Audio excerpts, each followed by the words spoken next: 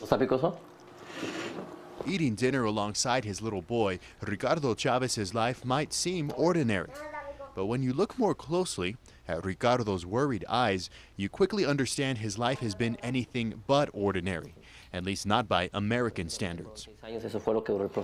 The father of 5 was once a well-known radio voice and respected journalist. His audience, our drug war-weary neighbors in Ciudad Juarez.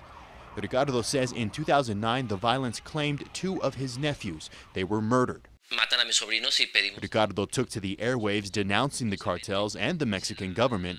Then, a phone call from an unfamiliar voice with an all too familiar message. Nos habían llamado a mi teléfono para recibir amenazas de que teníamos que callarnos y que no decíamos nada de lo que estaba pasando en Ciudad Juárez. No sabrías en realidad quién es el que te está amenazando. Y pues no te vas a quedar a esperar a investigar quién es el que te amenaza. Rápidamente lo que haces es que corres. Ricardo and his wife took their children to the Bridge of the Americas, where he asked for political asylum and began a journey that would leave his family's life in limbo for nearly 6 years. Supimos por la policía que nos tenía una célula del Chapo. Alejandro Hernández Pacheco, a TV photojournalist now living in Denver, has a similar story to Ricardo, but with a major difference. He wasn't just threatened. He says he and a reporter were kidnapped and tortured by Chapo Guzman's men while covering allegations of corruption at a Mexican prison. Se subieron a nuestro carro y nos llevaron a una casa de seguridad. Nos golpearon mucho ese día. Alejandro and the reporter were released after a week of torture. He still doesn't know why his captors let him go. Due to the severity of his case, Alejandro was granted asylum within a year. The attorney by his side, Carlos Spector, who also represents Ricardo. We have seen every year a spike in the number of cases. Spector says though many ask for political asylum, very few, about 10%, actually receive it. And for Mexican nationals, the chances of persuading an immigration judge are even smaller.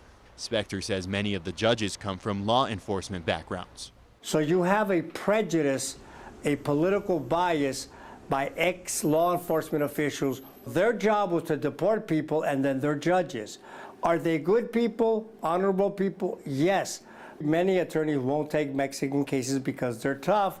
Tough on those seeking the asylum as well, says Cynthia R. Lopez, also a local immigration attorney. People don't understand the process, don't understand how difficult it is. Lopez says in El Paso, if a petitioner can't prove they have family in the U.S., they're placed here at the ICE detention center on Montana, where they can wait for months and months and months as their case makes its way through the courts. It's very rare that they do release people. The option is be detained for a year or go home and die.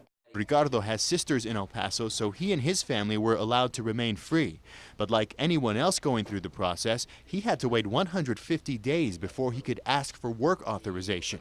Hacíamos trabajitos, hacíamos 2, 3 cosas para poder sobrevivir y pues poder tener comida. And despite his education and background, Ricardo had trouble finding a job.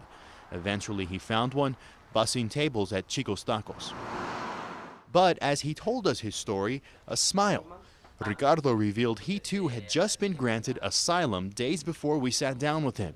He hopes to return to the radio with a new mission to help those in search of a safe place. Yo voy a seguir con ellos en la lucha y hasta que Dios me lo permita, pues bueno, vamos a seguir ahí apoyando a estas personas que se encuentran igual que yo.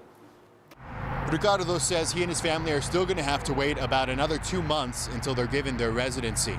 Now, as for the immigration judges, in a statement, the Department of Justice says all of its judicial candidates are rigorously screened and thoroughly vetted, even personality-wise, in order to ensure a fair courtroom.